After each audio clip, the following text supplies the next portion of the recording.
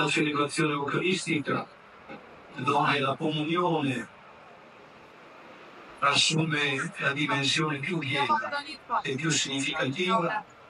Sentiamo Papa Francesco, benché in un letto dell'ospedale, lo sentiamo vicino a noi, lo sentiamo presente in mezzo a noi.